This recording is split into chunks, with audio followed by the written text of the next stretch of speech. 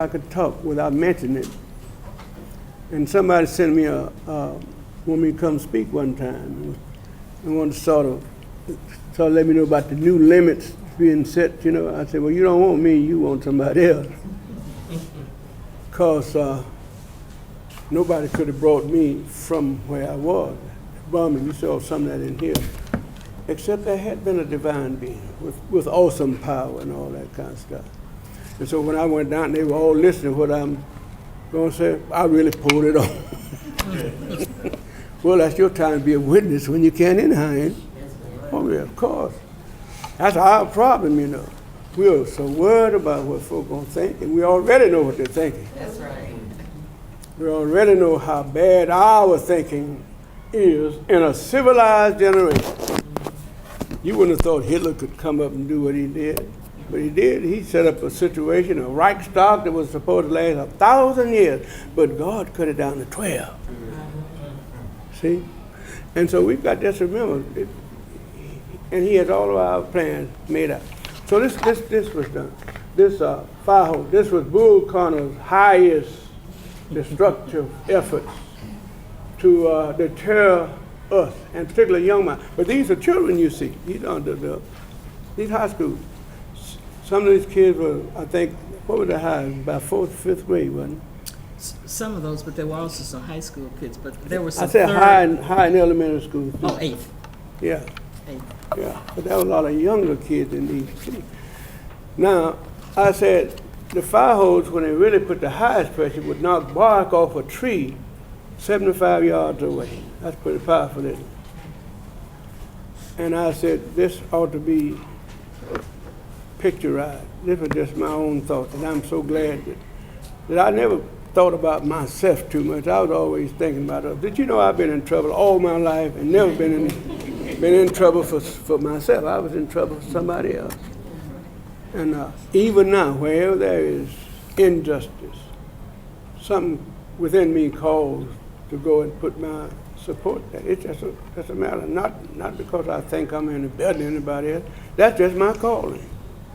I think all of our calling is to go where perhaps you didn't think you wanted to go, but it's God's business where you go. And so the preachers that got worried when I organized the movement, they were saying to me, well, little nigga, you gonna get some of us killed.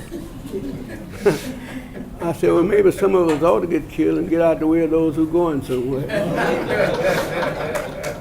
I said, my brother, don't worry about that. Don't get angry about that. I said, my position is that if God tells me to jump, it's my place to jump. Let him fix a place for me to land. See, most of us want, now, Lord, be sure I'll land here or there. No, you land where he wants you to land. And he puts you where you're coming out, or you're landing precariously, or you're doing what you do after you land. Because all of that is in his hands, too. Now, courage. I have never thought I had any more courage than anybody else. I just thought that I should say it better than this. You see, if you're teachers, y'all teach these kids how to itemize and all this kind of stuff. Yeah. What that mean? Yeah. Well, most people, my dears, believe in God. But too many people don't believe God. Got that? For when you believe God, it becomes a thing where it's more in his hand than yours. You're just taking direction.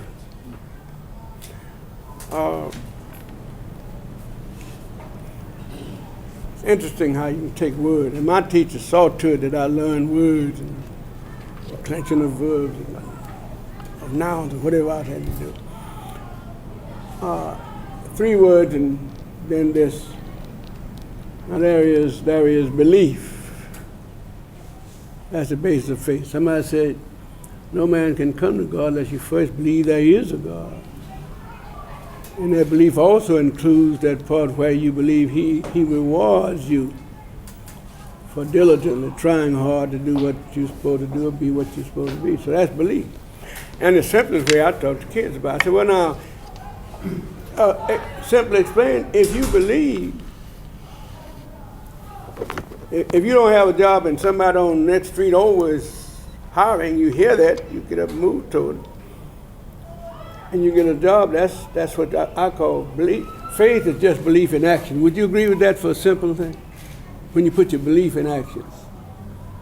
But there's a higher level of belief which really pleases God, which makes God. You know, God, you never read in the Bible where God brags on a whole lot of people. You ever read that? He doesn't brag too much because he can't find nobody to brag on. Hey, that's teachers, preachers. God never did like scared preachers. And that's why I knew these boys were scared. I told a story the other night about the man, a pastor who was pastor across 16th Street, which got in history. And they weren't in the movement until Dr. King got in here. 16th Street went in. We couldn't meet in that church. We couldn't meet in, I believe, the biggest church on the south side. But 6th Avenue. But you see, so we fix things. God fixed things, and we find them. That's by faith when you're moving in your way. So he directs. And so the pastor of that church, that when Alabama outlawed NAACP, and little foolish me decided that the state, the oppressive system, was trying to kill hope in men. What is a man or woman? Or what is a child?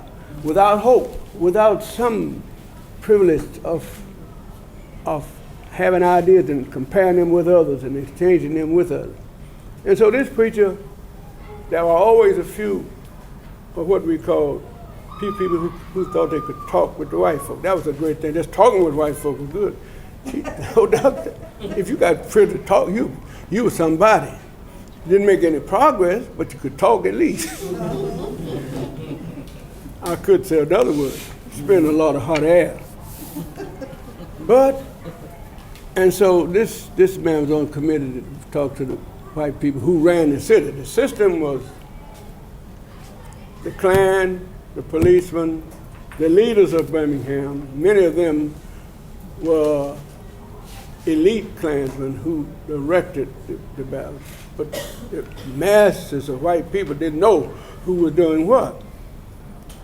I don't know whether you read yet that the Klansman wrote George Wallace's Standing in the Schoolhouse Door speech. Have you? Asa Carter, yeah. And was sitting down there under the steps or something listening to how he delivered it. Well, so we were caught up. So the white people were caught up in this crucible also. But I want that other word, believe, act on your belief, and it becomes faith. That's what you're doing it. And we got too much head service. We need some heart service a little bit more. But there's another word which starts with a T. We call it trust. Believe, trust, and then faith. Now, trust is the highest form of faith in that, when you trust. I don't think too many people trust each other too much, do you? Y'all are teachers. Y'all know the problem even in teachers' organizations, right? Some people in there will do this and that and that. I'm not going to say all of y'all. That's teacheristic. I ain't got no business in that. But trust is the highest form of belief, where you know that your relationship with the divine is all right. And you know, we don't have to have all kind of religion. I'm sick of folks so holy till it is holy for nothing. God wants holiness to move things. Holiness works against unholiness. Am I right? Yeah. Well, okay, so now my life is patterned most on Pauline calling. In fact, my first sermon was Paul started out persecuting Saul. I'm sorry. That was Paul first, right? Some of y'all read the Bible, lady. And he was going to put the Lord out of business. And there are some folk now who think that. I don't know whether President Bush understands the Bible when he's talking about he's going to say it. And you can't bully the world. That's what he did. Y'all can't do it, we'll do it. And now he's stuck and can't get out. Got a bear by the tail and can't let him go. It's because God rules this world. That's his place. No one person, no one idea is going to run this world. So I'm coming this word trust. Now I learned this simple way.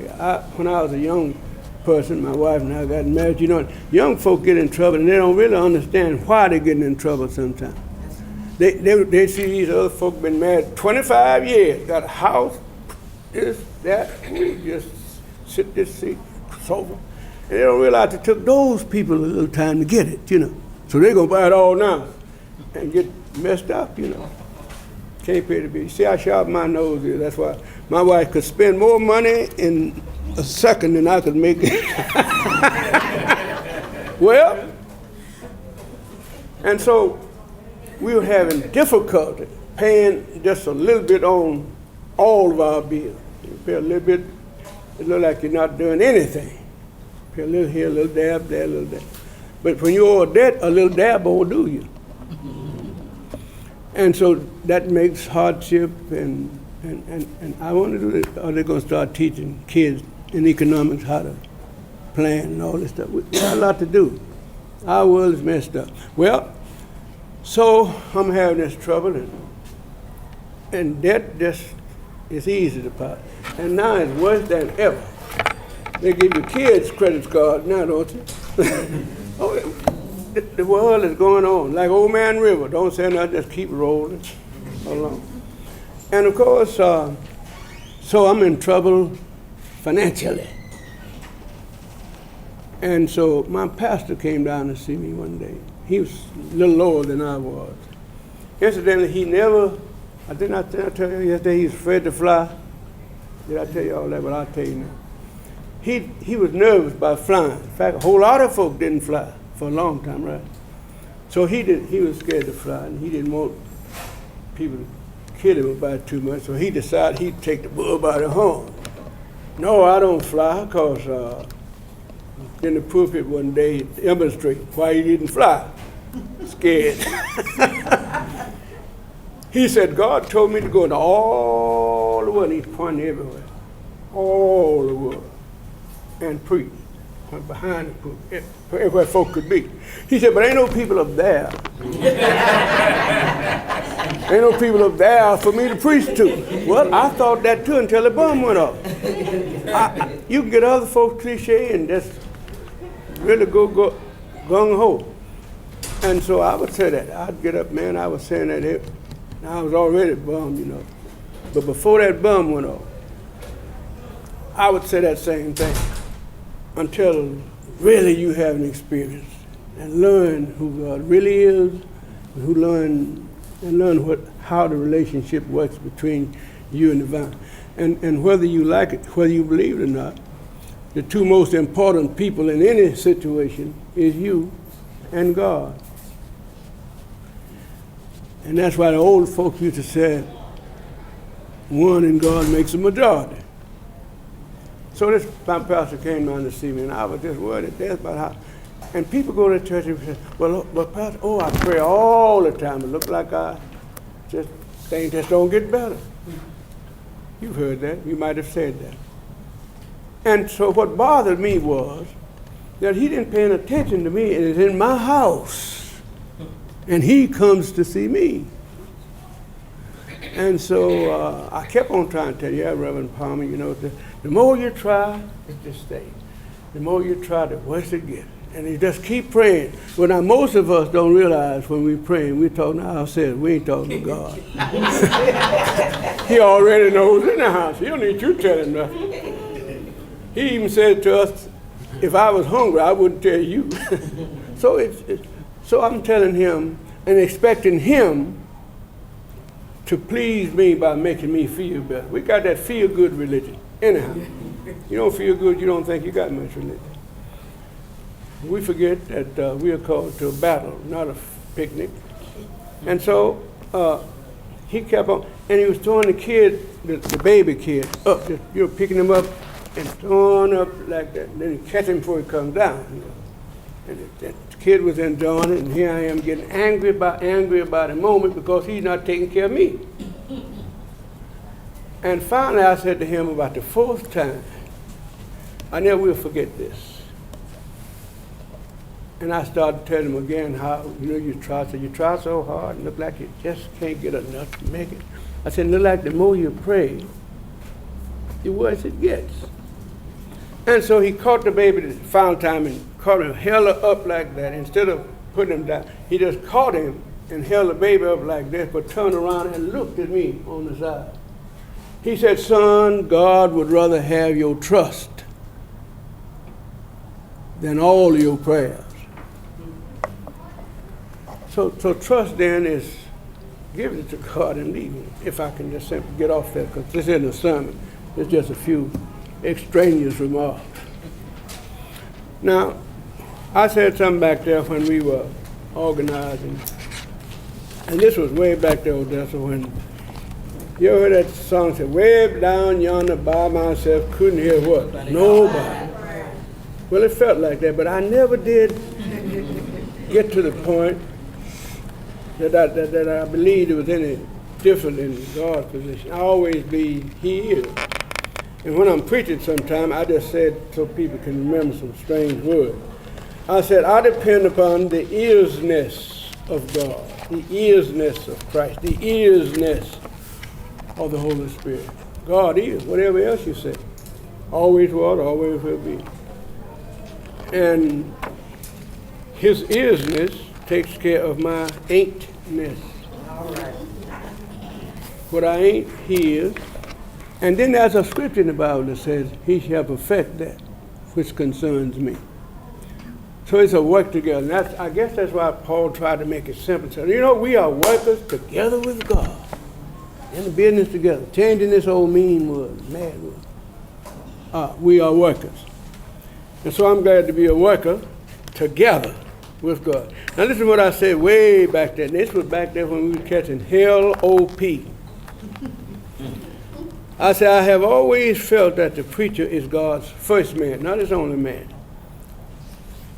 Because too many preachers think they're God's only man. And that's bad. But that's satanic. You get, it's bad to be, it's just good to be a part of something. I don't ever want to be all of anything. I always have felt, that's on page 3. That's when we were organizing. Right. And this preamble to it, and in this thing we said not one hair on the head of one white person will be harmed by us in our struggle. We realize it's going to be a struggle, but we're going to discipline our